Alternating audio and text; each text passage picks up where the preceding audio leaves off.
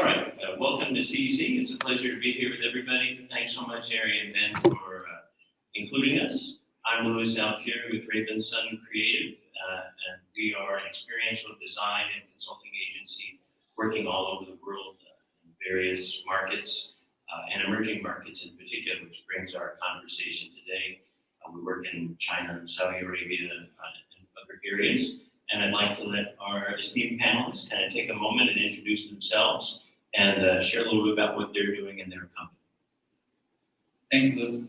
Gabriel Rangel, I'm the Chief Technology Officer for the Inland Empire Regional Chamber of Commerce and the Inland Empire Business Journal.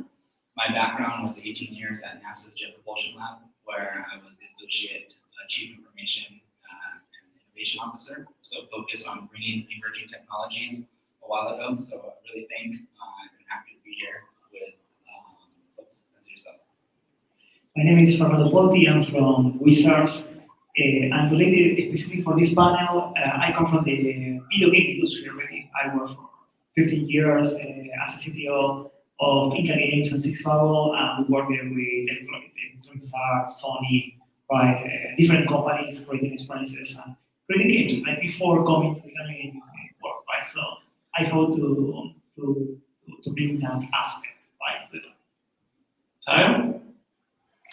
Hello, my name is Kyle Osier. I'm a creative venture catalyst. Essentially, I'm a creative producer for live and immersive experiences, immersive in many of the definitions of that, with one foot in narrative storytelling and a tentative foot into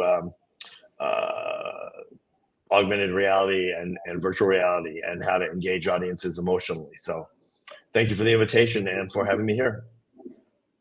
So wonderful. Today, Ari wanted to elevate the conversation about where is the entertainment technology horizon? How is technology that's being developed being brought into the gaming industry? And our panel today are all a group of individuals who are used to kind of being at the cutting edge of the sphere.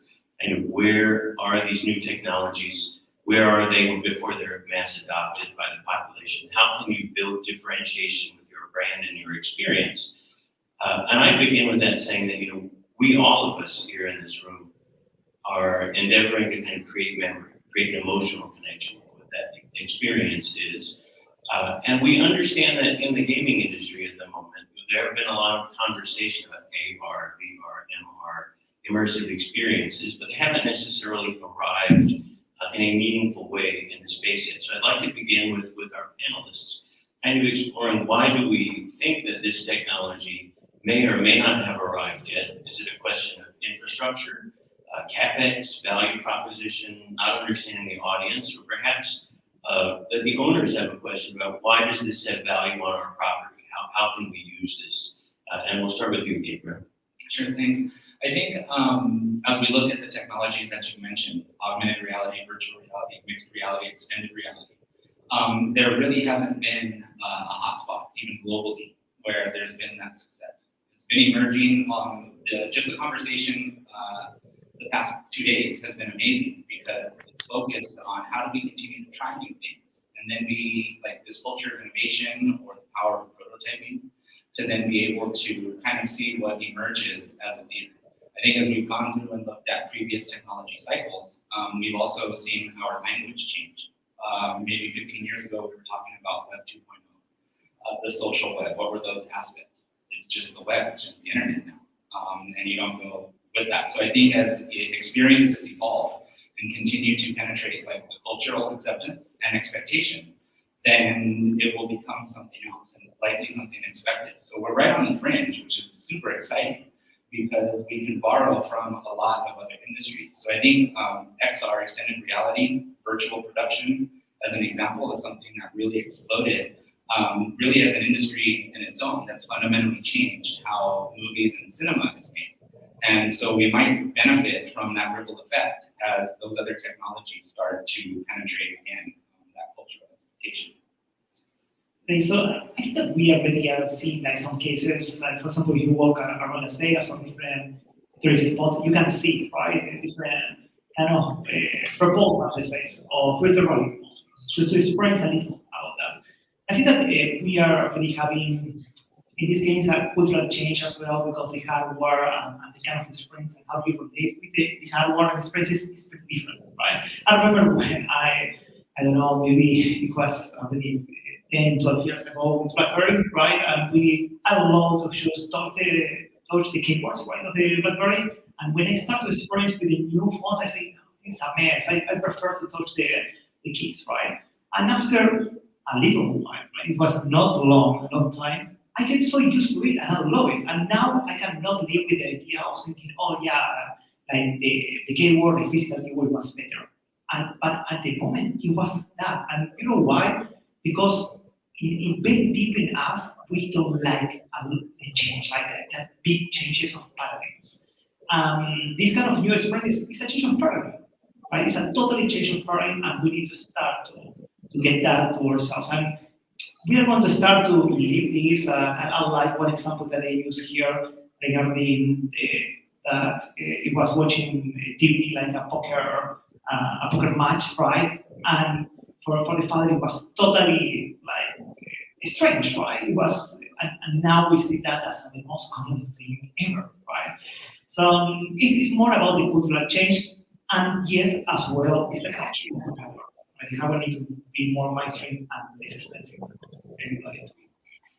Kyle, would you like to add to that?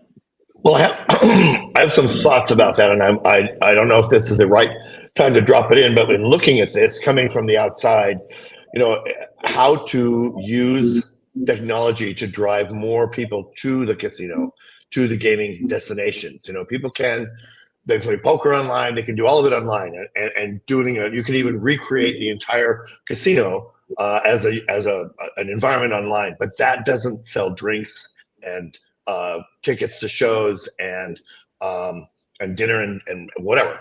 So I'm thinking that when I was looking at coming into this program, this conversation, and if one were to create an augmented reality layer inside the casino that involved maybe I've been totally fresh on this, but it involved specific like a combination of Pikachu and an augmented world where you could play a certain slot, or you would have, and then you might be directed to one particular roulette table. I don't know what that would be, but if you made the casino interactive only with this extra layer, then people would. That's, I think, an effective way to use technology that gets them into the casino and makes you a destination rather than people just gambling online. Does that make sense? Sure. Well, I think one thing I'd like to add, which I think is one of the barriers to entry to this technology currently, is we're looking at it purely as a technology. We're not understanding necessarily the application. For this AR, VR, and MR to work beyond these kind of early stage applications that Gabriel's been doing with NASA in his previous career, or things that we've done in the theme park industry and the location-based entertainment industry, is that there are 5 really key important factors to incorporate this technology in your property. And those are really about it having a purpose, a utility, an application, an entertainment value, and a value proposition. Currently, we kind of see the technology just kind of arriving for its own purpose. And to Gabriel's point, there hasn't been kind of a big wow moment. There hasn't been a transcendent experience in these technologies as of yet. And then I think what we'll see is one of those elements that first becomes really prominent will have those 5 capabilities that keep, it's not just a digital twin that we walk around. And I think, Disney and Fortnite might be one of the first ones to really do this. They understand producing an entertainment component, dwell time within that, and kind of monetizing what that experience is in the metaverse, which is a conversation for tomorrow. But it is relevant to this AR, MR, XR kind of immersive experience, whether that's digital or here in the facility. I think that's great. Just keying off of what Kyle said in terms of that hybrid layer right now. It's hybrid to getting us to the point that you're talking about. We recognize the value within enterprise and industry for digital twins right now, going to see your plumbing and electrical. But that doesn't do anything for that level of engagement for the things you're talking about. So just as we've kind of come through the streaming wars, where there was the battle for eyeballs, maybe RTO was mentioning getting butts back in seats. Really, the overall kind of business implication or desire is to get feet on the floor, or through the floor, through the door. So what you're talking about, Kyle, we see happening at very, very large venues kind of globally. So when you talk about lowering the barrier to entry, is it a potential for experience as a service or trial as a service from now? Is it a lightweight digital twin that could allow the exploration of these types of maybe immersive marketing or branding opportunities, immersive ads, or just to be able to explore and have a data set to then go back and say, what did we learn from it and how do we move forward? Well, that's a whole huge conversation, the data set, which isn't even really fully understood yet by most owners, even on those that are exploring, the medium. And that points out another key point, Gabriel and Fernando and Kyle, is that this technology has an application or an opportunity to create an entirely new set of revenue opportunities. I don't think that's fully understood as of yet. When we can leverage that technically, off property, how you can monetize that, how that's going to drive on property opportunity, and then kind of understanding the entire ecosystem of what's needed to support that. So, or even to that point, although I'm getting off topic, kind of the CapEx that's involved. I think there's an impression right now that there's a phenomenal amount of investment with what needs to bring these kinds of projects to bear. Can you guys give some insight into and how can you scale this CapEx, or how can you look at this kind of an entry point as an adjacent experience, a bolt-on experience, or a freestanding experience? Okay, so first, I think that it's important just to put the concept that not like one tool fits everything, right? So in the case of VR, ER is like as you don't put technology in everything, you first address what is the problem and if technology helps, right? As well, VR and ER is a communication tool, right? When you think about the experience that you want to create or kind of tools that you want to create with ER, you need to think what you want to, like what kind of narrative you want to create in the case of experience or in ER, what kind of data you can really augment and give to the player, user, customer. So, and why I'm saying this? Because, for example, the word mentioned about doing the reproduction of a casino, right? Inside VR. As a player, as well a person that experience that, what you are telling me if I choose go to a normal casino, right? Give me, I don't know, a casino that is in the middle of space, an alien casino, a totally different kind of experience that with VR we can do it.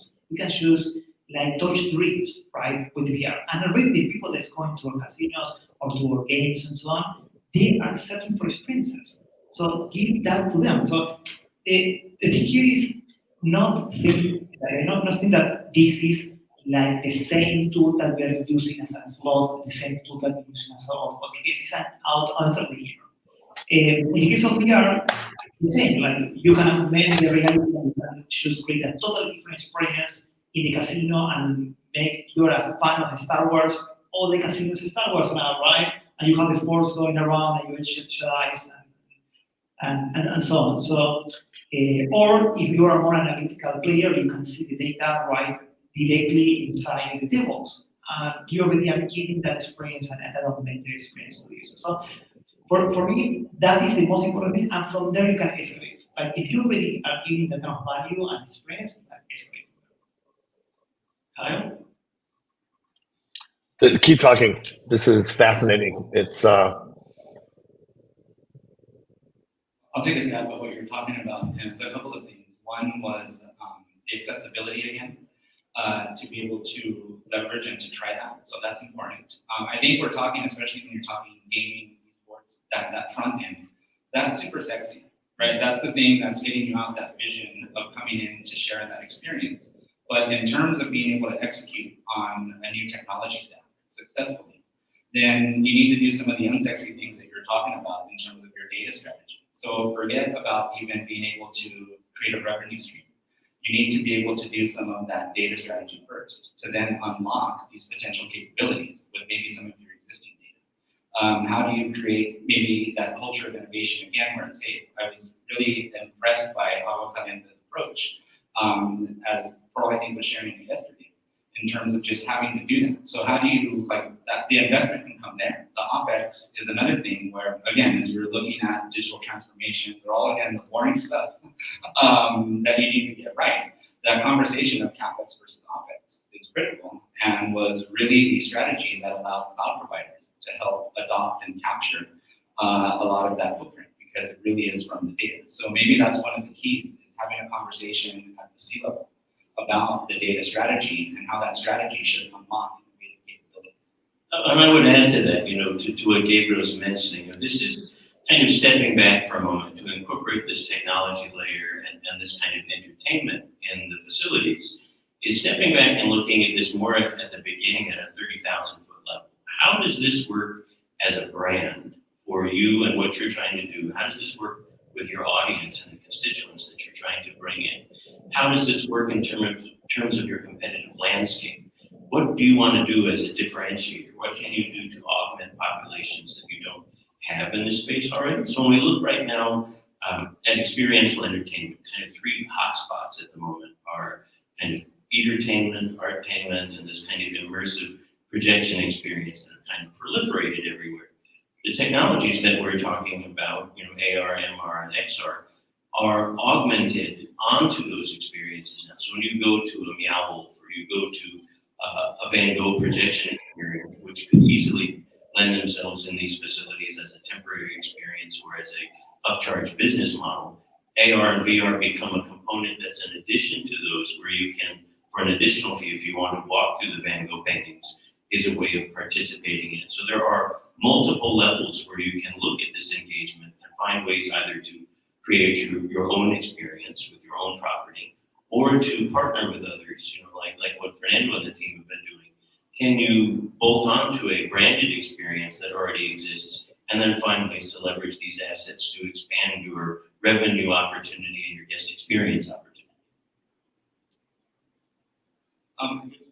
Okay. So you should mention Miro Wolf, right? Myanmar, and I remember that last year it was in a panel as well, Nils, right? The founder of Miro Wolf. And I remember that he used a very interesting term that I love it. When you create these kind of experiences, you need to create a welcoming no, right? Like it need to be something, because this is what happened with VR and ER. It's a new thing. It's something that the people already, it's hard to the people to know what is going to be about, right? They are expecting, they don't know what to expect.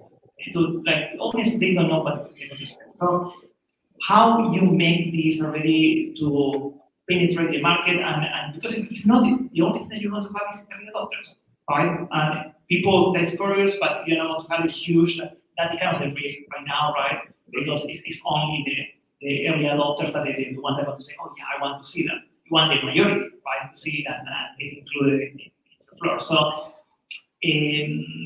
for me, the most important thing is kind of that accessibility on how you produce a very interesting unknown, right? Okay, the thing that we were speaking about before, you want to try this because it's going to give you a new experience, it's going to give you a different kind of approach of the same experience that you had before, maybe on floor and so on. And from there, you can start to create revenue opportunities. Right? From there, you're going to start to have, in this case, the people get into the use of the technology and understand the use of the technology. I to be honest, just by the aggregation of the data that you are going to have, right, using this kind of technology, that is going to pay the bills, right? Because you're going to have every kind of action, of course, within the regulations, but every kind of action of the player, right? So only with the grid of the data, for me, it pays himself. But already you have that and you have more problems. And just to step back, because we're talking a bit about data and getting into some detail that maybe not everybody's familiar with. So just to give you some background on that, you're going to be able to kind of monitor people's movements, their dwell time, their interaction, their choices that they've made. Think about this kind of like as a multi-threaded outcome of each decision that they make. You're getting information on that that's going to allow you to extrapolate possible outcomes. But I would make sure to emphasize to you, don't just get data for the purpose of getting data's sake. It does you no value. Part of the notion of acquiring this data and using it in a meaningful way is establishing a strategy from the onset about what kind of things do I want to capture? What kind of information am I looking to utilize to make decisions going forward? If you can't use the data, it doesn't do you any value to collect it in the first place. And I know, Gabriel, you have a lot of experience in kind of working through that at a government level, kind of with NASA. And how does that process, I know we're kind of off topic, but I think it's important to the audience to understand the value of it. Can you give some insight on that? I mean, it's mind-numbingly boring and stressful because you're looking and anticipating what that future will be like. And so just specific to what we're on the cusp of kind of maybe that general adoption, if we just look at the latest kind of cycle that changed our behavior, maybe it's the QR code. The QR code was introduced pre-COVID, and you would need a QR code reader.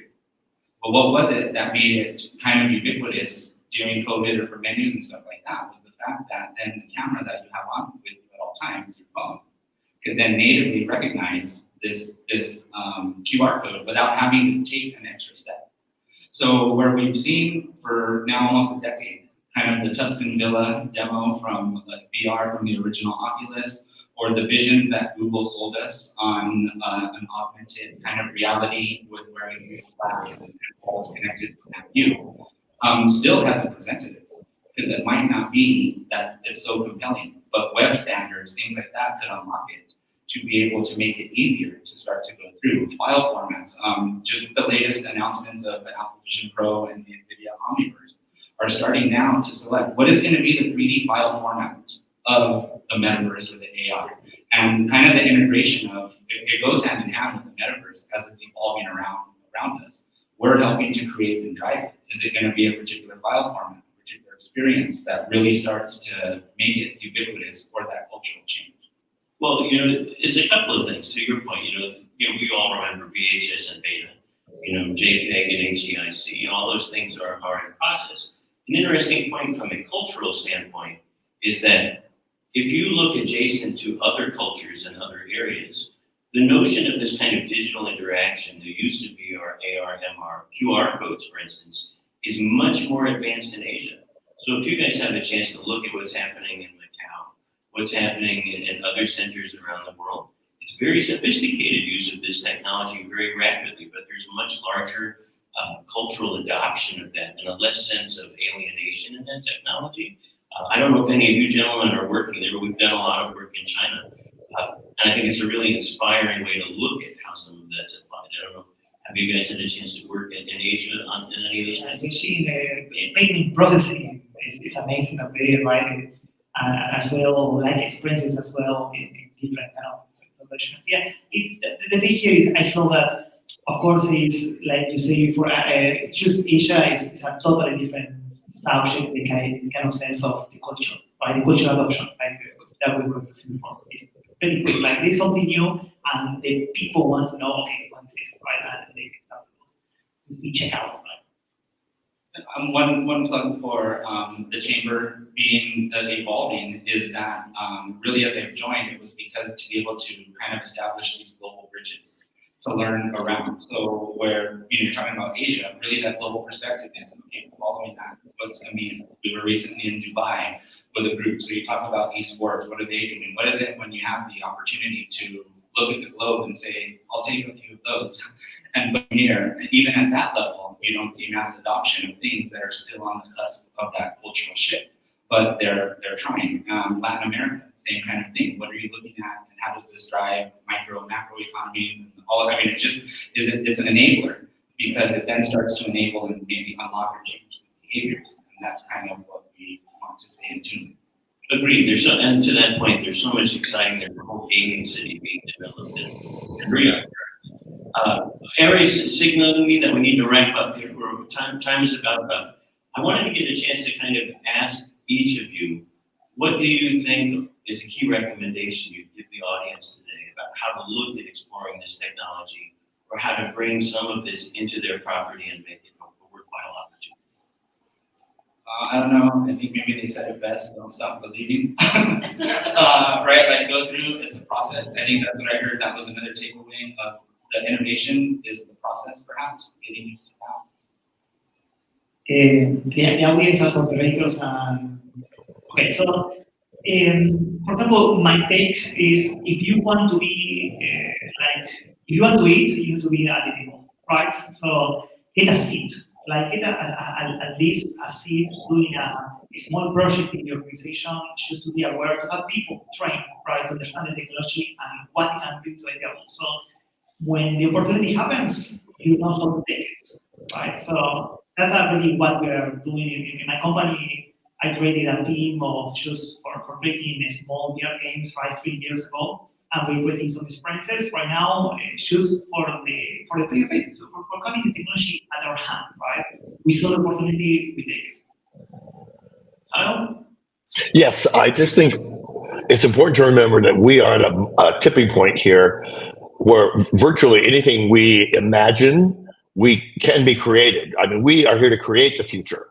So I would say, don't wait. Imagine the kinds of experiences, the way you can personalize experiences, in the property, ways to make it important to be there and to take that experience home with you. Even such that people can, walk in the front door, like on the old ET ride, and be welcomed by name, and directed through augmented reality to their favorite table, that kind of thing. I mean, anything is possible. The future is really ours to create. It's a matter of the technology can support us. It's moving fast, but it's people like, what do you want to have happen? We'll make it happen. Because the technology exists, the tools are there, the experts are standing by to make, the most effective technology is the technology that looks like magic, as that's a misquote, but it's all possible. Anyway, that's what I have to say is just as a storyteller, an experience designer, you have it's a perfect time to use your imagination and find a way to make it happen because the tools are there. And I would add lastly, I think to deploy this in the space in the industry, you want to think initially about a kind of 360-degree strategy. I would recommend that you initiate with a small CapEx. Don't try and build something massive. I think enter into this in a small investment. And with that small investment, plan to iterate, kind of explore, how will this benefit your facility? How can I modify that very quickly in real time to test that and do that? And then have a team that you've developed that has awareness of what everybody is doing and call the right people in to support you. It's an exciting time, as what Kyle's saying. There's an unlimited opportunity, but I would say, do it in a scalable fashion. Awareness, testing, implementation, and then growth. So thank you so much, everybody. Thank you to Fernando, Gabriel, and Kyle. Thank you. Harry and Ben for having us. Thank you, Kyle. See you tomorrow. Thank you very much. See you tomorrow. Thank you, guys. That was very fascinating. Always fascinating, Louis. You're so, it's incredible to just take. The next panel is even more amazing because you guys really should stick around with this.